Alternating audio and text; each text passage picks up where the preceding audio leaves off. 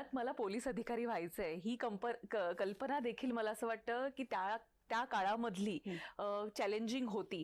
तर घरच्यांनी हे कसं एक्सेप्ट केलं होतं आणि हे कसं तुम्ही परीक्षांकडे या कॉम्पिटिटिव्ह एक्झाम्सकडे वळलात? माझं गाव सातारा जिल्ह्यामध्ये पाटण तालुक्यात आहे. माझं गाव जरी म्हणजे एक म्हणजे शेती असलेलं एक ग्रामीण भागाचं जो परिसर असलेलं म्हणजे माझं घर असलं तरी 1986 साली आमच्या घरी टीव्ही आलेला आणि त्यावेळी कविता चौधरी यांची उडान नावाची मालिका होती आणि त्यामध्ये त्या IPS ऑफिसरची भूमिका पार पाडत होत्या. सो माझं मूळ जे इन्स्पिरेशन आहे पोलीस सेवेमध्ये येण्याचं ते आहेत. आणि मी शाळेत 9वी मध्ये असताना आमच्या शाळेमध्ये एक IPS ऑफिसर आले होते आणि त्यांनी आम्हाला सगळ्यांना विचारलं की कोणाला पोलीस अधिकारी व्हायचं आहे. तर आमच्या 1200च्या आसपास पटसंख्या असलेल्या शाळेमध्ये मी हात वर केला होता की मला पोलीस अधिकारी व्हायचं आहे. बेसिकली विशेषतः ग्रामीण भागामध्ये पोलिसांचा आणि फौजदार या पदाचा एक आदरयुक्त भीती आपल्याला जाणवते. तेव्हा मला फॉरेस्ट सर्व्हिसबद्दल काहीच माहिती नव्हतं आणि उडान मालिकेमधलं कविता चौधरींचं जे काही भूमिका होते या इन्स्पिरेशनमुळे मी पोलीस सेवेमध्ये यायचं ठरवलं.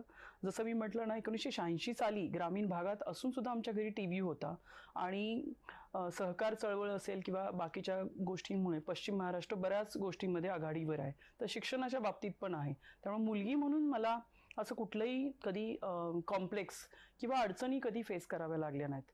त्यामुळं वडील जरी शाळेत गेले नसतील आणि आई 4थी पास असले तरी मी उत्तम पोलीस अधिकारी बनण्यामध्ये त्यांनी मला नेहमीच सपोर्ट केला आणि हवं तेवढं स्वातंत्र्य मला वेळ घेण्यासाठी दिलं. तुम्ही IFS झालेले आहात ते त्यानंतर मग लग्न वगैरे जेव्हा ठरलं त्यावेळेची काय प्रोसेस होती? म्हणजे अशी धडाडीची अधिकारी आपल्या घरामध्ये सून म्हणून? इंटरेस्टिंगली मी IFS लग्नानंतर झालेली आहे. वा वा. तर मी आणि माझे पती आमचं लव्ह मॅरेज आहे आणि आम्ही दोघेही UPSC एक्झामची तयारी करत होतो. त्यामुळे धडाडीची पत्नी असावी अशी त्याचीच इच्छा असल्यामुळे आमचा प्रेमविवाह झाला आणि निश्चितच त्याचा सपोर्ट असल्यामुळे लग्नानंतर देखील मी माझ्या प्रिपरेशन सुरू ठेवलं आणि IFS झाल्यानंतर काय म्हणायचं देवाच्या कृपेनं मला महाराष्ट्र काडर मिळालं. ते सुद्धा शासकीय सेवेमध्ये आहेत आणि आपण म्हणतो ना की प्रत्येक यशस्वी पुरुषामागे एक स्त्री असते. तर माझ्या बाबतीमध्ये माझ्या यशामागे माझे पती आहेत. तर मला त्यामुळे खूप छान पद्धतीनं आणि डेडिकेशननी काम करता येतं.